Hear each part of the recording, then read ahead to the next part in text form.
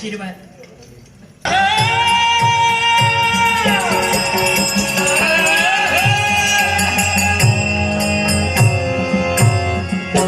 ऐश्वर्य नगरीपर्यंत आपलं आगमन झालंय. माझी माता जरुरी तास आहे. प्रथम आपल्या आईला नमस्कार करावा आणि आपलं इच्छित ध्येय साध्य करून घ्यावं. आई, तुझा पुत्र तुझ्या पवित्र मनगमनी नतमस्तक होतोय. दे या तुझ्या पुत्राला आई. हे बाळ, ही ऐश्वर्य देवता विश्वजननीमधून नटली. विश्वातील प्रत्येक स्त्री आणि पुरुष मला माझ्या कन्या आणि पुत्रासमान आहे. आज तू आई म्हणून माझ्या चरणाशी नतमस्तक झालास. पुत्र म्हणून तुला आशीर्वाद देते. तुझ्या मनातील इच्छा पूर्ण होईल. तुझा आशीर्वाद मिळाला अंगी थोडासा बळ.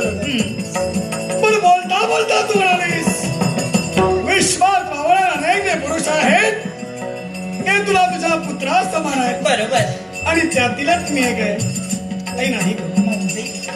विश्वात वावळणाऱ्या अनेक पुत्रांपैकी हा तुझा पुत्र नाही.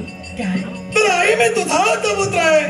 तुझ्यापासूनच माझा जन्म झालेला आहे. पण कसं शक्य आहे? कोणत्या आईला स्वतःचा पुत्र ज्ञात नसावा? आई, तर तुझं माझं नातं मला माहित नाही तर कसा विश्वास ठेवणार? कदाचित माझा विचार जर का तुला पडला असेल तर माझा जन्म रहस्य मी तुला कथन करतोय. देव आणि दानवांचा महासंग्राम चालू होता. त्या होणाऱ्या महासंग्रामात या विस्तीर्ण अशा देव लोकांचा चकात चुराडा झाला. देव लोकांचा विध्वंस झाला. त्याची पुनर्रचना करण्यासाठी विश्वकर्मा यांचं सहाय्य तू घेतलास. आणि विस्तीर्ण अशा देव लोकांची पुनर्रचना करण्यासाठी आई तू तत्पर ठरलीस.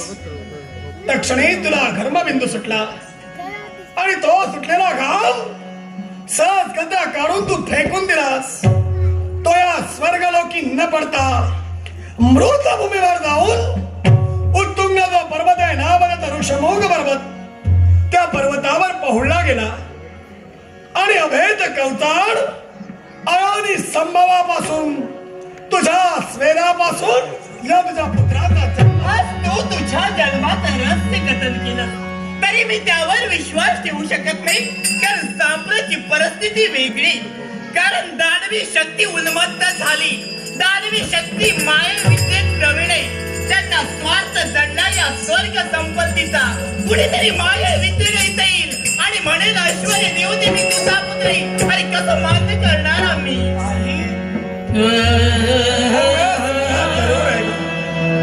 स्वार्थ मला जरूर आहे पण या तुझ्या स्वर्ग साम्राज्याचा नाही. या तुझ्या ऐश्वर्याचा तर नाहीच नाही. फक्त एक वेळ या तुझ्या पुत्राला बाळ बाळ बाळ आईची माया, आईची ममता, आईचं वात्सल्य नाही का बापाचं प्रेम आई तुझ्या कर्मी मला मिळावं. माझ्या पृष्ठभागावर माया ममतेने तुझा हात फिरावा. आई आहे का धावला माझ्या मनाने. जरूर तुला मातृप्रेम आहे. जरूर तुझी इच्छा पूर्ण होईल.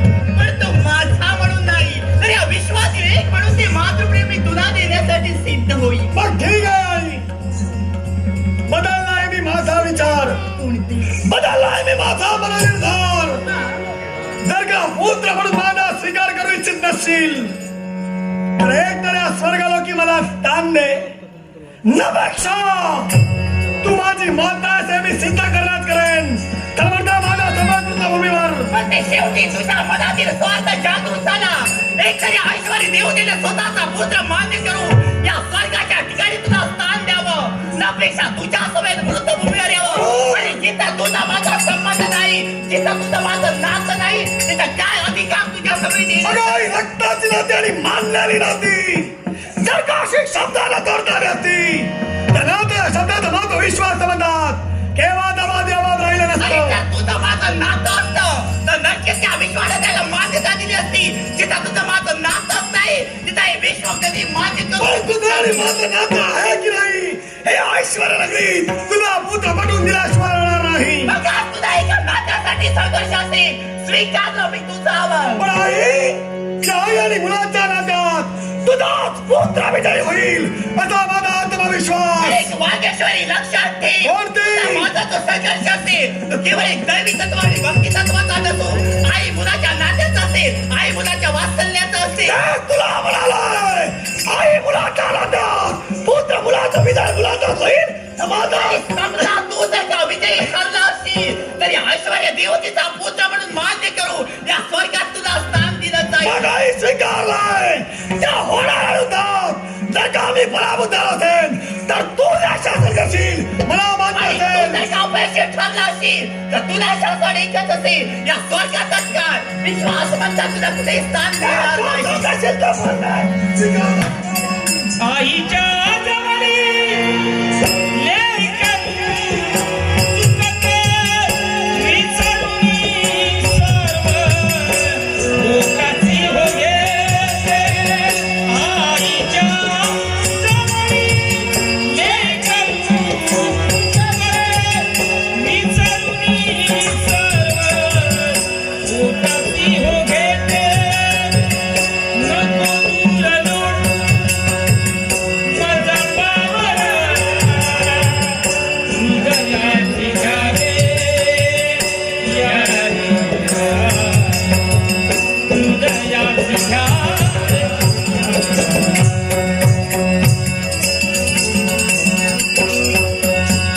काय चुकले माझे आता, काय चुकले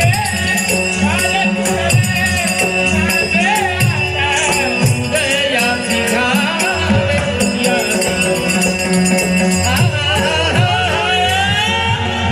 तुझ्या समाजात तुझा पुत्र उभा राहिलाय. तो फक्त मातेचा प्रेम मिळवण्याच्या हेतून आणि तुझ्या माझ्या होणाऱ्या युद्धात मला आता विजय प्राप्त व्हावा म्हणून तुला नमस्कार विद्यार्थी शतमानांचे शास्त्रबाळाची योजना करून माता तुला आशीर्वाद देते. तुझ्या मनातील इच्छा पूर्ण कर. ओम नमः शिवाय. हरि ओम नमः शिवाय. हरि ओम नमः शिवाय. हे पिनाकवाणी नमस्कार नागभूषणा निलकंठा उमावरा हे पार्वती परमेश्वरा कलेचा गणानुचा कलेश्वरा तुम्हा देव देवता दिले घटक ऐश्वर देवतेचा पुत्र तुझ्या पवित्र पदकमली नतमस्तक होतोय. शिवाय कल्याण होईल पण हा संघर्ष कशासाठी देवा, एका आई मुलाच्या नसलेल्या त्यासाठी हा संघर्ष चाललाय तेव्हा समजावा त्याला. म्हणजे नातं असं सुद्धा म्हणतोय. मुळीच नाही. हे अनोळखी व्यक्ती बोल व्यक्ती देवा. इथं तुला संबंध काही नसून सुद्धा इथं हक्कासाठी म्हणतोय. चालता इथून देवा या तुझ्या अशा वक्तव्याचा अर्थ मी काय समजावं. काय म्हणणे हा कारण जिला माहिती आहे तू तुझा पुत्र आहेस त्या ते आम्हाला सुद्धा मान्य नाही. इथून चालता हो. म्हणजे देवा हा, माझ्या आईला माझा विसर पडलाय. हा, तुला सुद्धा माझा विसर पडलाय. बरोबर.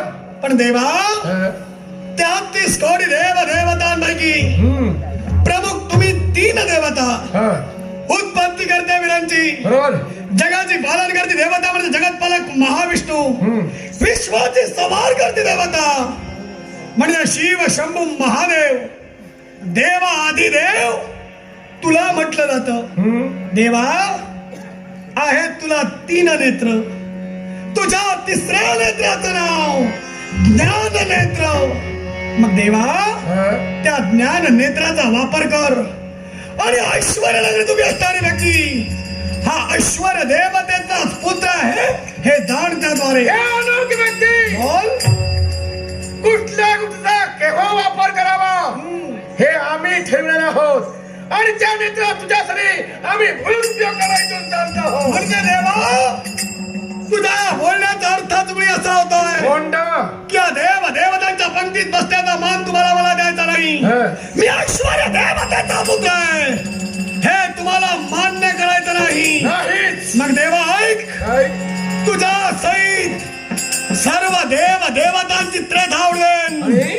पण मी ऐश्वर्य देवतेचा पुत्र आहे हे सिद्ध करून दाखवेन. मग एवढी तुझ्या अंगी हिंमत असेल तर बोलून टाकल्याशिवाय शक्ती समजल्या पूर्ण करण्याचे ठरवलं. ज्या पद्धतीनं तुम्ही मला देवा देवा दादा म्हणाल, त्या देवा देवा मायेच्या हळव्या स्पर्शाने खुलते, मायेच्या हळव्या स्पर्शाने खुलते, नात्याच्या बंधात धुंद मोहरते, नात्याच्या बंधात धुंद मोहरते, अनवाऱ्याचे पावसाचे आहो देवे दहिवरते, मन अनवाऱ्याचे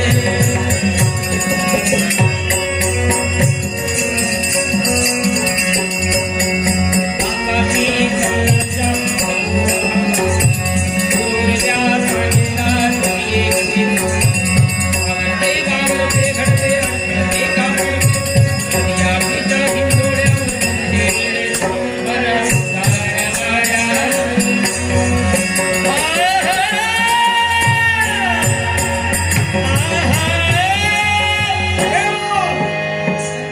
तुम्हा देव देवतां समोर जो विरोध पत्करलाय हा. तो फक्त माझ्या आईच्या प्रेमासाठी आणि या तुमच्या माझ्या होणाऱ्या द्वंद्वात मला तर विजय प्राप्त व्हावा म्हणून तुला प्रिय असणारी श्वेतवर्णाची पुष्प नमस्कार विद्यार्थ तुझा चरण आणि तुला विजयाची प्राप्ती करून देण्यासाठी शुभाश्रद्धाय शुभागुरु. ओम नमः शिवाय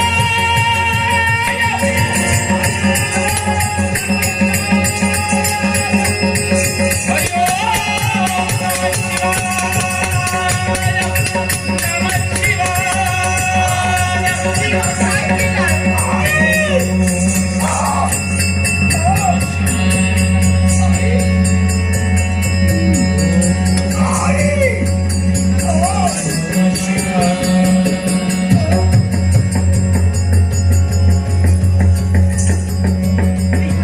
त्याच्यावर तुम्ही जगभक्ष्याचा आघात केला. याला महत्वाचं कारण आहे.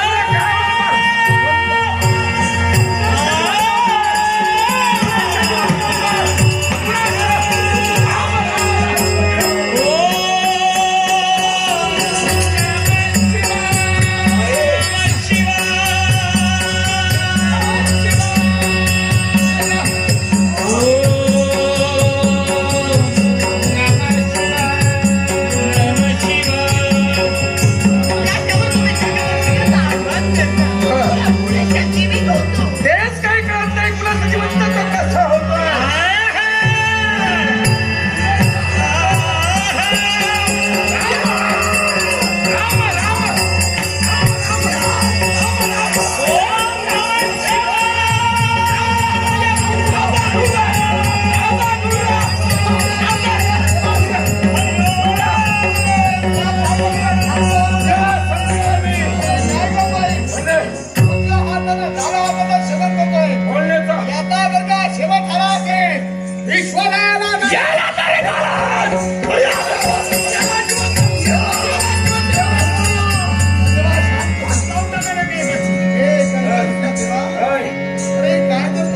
अरे जेवा जेवा याच्यावर जगभक्षणाचा तो आघात करतोय.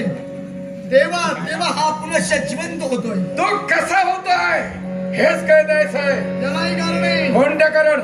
हा हिचा पुत्र आहे. हा? हा आणि तो कसा असेल. कसा. स्वर्गाच्या ठिकाणी ज्यावेळी दानवाने थैमान मांडला होता. हा. स्वर्गाचा विदोष ज्यावेळी दानवाने केला हम्म. त्यावेळी स्वर्गाची पुनर्रचना करावी म्हणून या मातेनं हा. विश्वकर्माचं सहाय्य घेतलं. स्वर्गाची रचना करत असताना ज्यावेळी मातेला जो धर्मबिंदू आला तो धर्मबिंदू मृतलोकाच्या ठिकाणी ऋषमुख पर्वतावर पडला आणि त्या धर्मबिंदूचा असून याचा जन्म झाला नाही. पण तो जिवंत कसा होतोय. त्यालाही कारण नाही. कोणत्या कारण. देवतांच्या देवनामाई हे देव नित्य अमृत भाषण करत असतात. त्या धर्मबिंदूत संपूर्ण अमृत अंश वावरत होता आणि तो अमृत अंश याचा संपूर्ण देहात वावरतोय म्हणून हा पुनश्च जिवंत होतोय. हे नारदा, तुला काय वाटलं? काय ते याच्यातील मला काहीच माहित नाही. म्हणजे अरे हे विश्वाची देवता आहे. विश्वात कुठं काय घडतंय, कुठं काय जात आहे, हे सारं मला ज्ञात आहे. हा हिचा पुत्र आहे हे सुद्धा मला माहित आहे. हा जिवंत पुरुष कसा होतोय हे सुद्धा मला माहित आहे. पण हे नाट्य का घडविलं तर मला एकट्याला माहित असून त्याचा उपयोग होणार नाही. हे साऱ्यांना कळलं पाहिजे की हा अजिंक्य अमर आहे, अजिंक्य अमर आहे. म्हणजे देवा फक्त देव देवताला ज्ञात असून उपयोगाचं नाही. हा. ते विश्वात सर्व श्रुत व्हावं म्हणून तुम्ही 8 तास गेलात. म्हणजे तुम्हाला मान्य या देव लोकात तुम्ही असणारी व्यक्ती ऐश्वर देवतेचाच पुत्र आहे. होय. मग आई फक्त एक वेळ भाव म्हणून मला जवळ घे.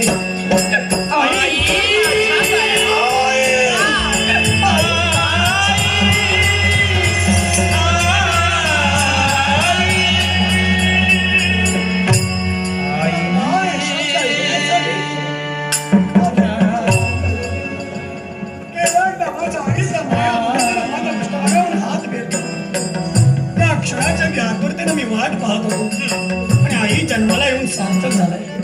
पण माझी एक विनंती तुम्हाला आहे. विश्वात वागणाऱ्या प्रत्येक व्यक्तीला नाव आहे. मग या तुझ्या पुत्राला नाव तुला नाव मी ठेवलं आहे. होय. साक्षात देव आणि नाव कोणतं असेल तर या विश्वात तुला नामहरण कुणीही करणार नाही. या विश्वात तू अजिंक्य आणि अमर आहेस.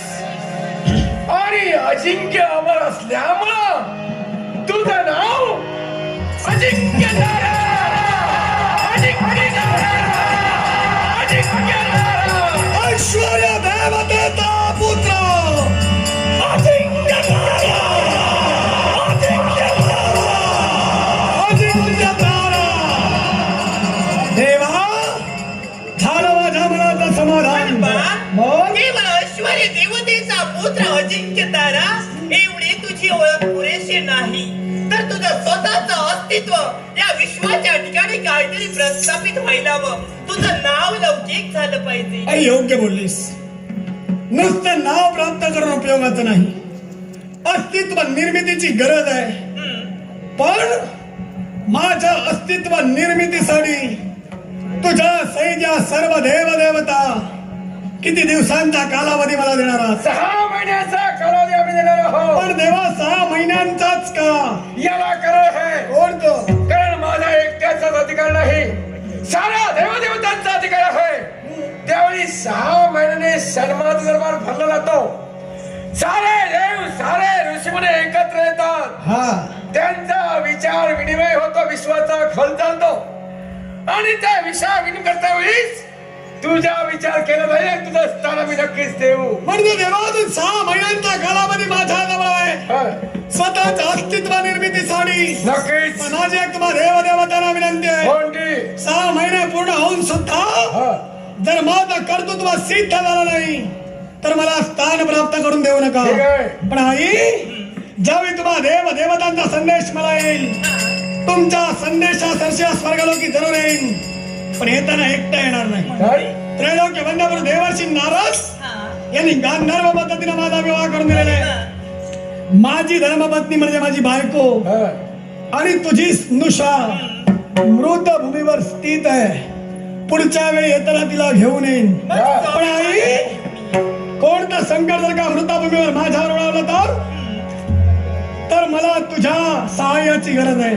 तेव्हा माझी ना हाक देशील. हा. तुझ्या हाकी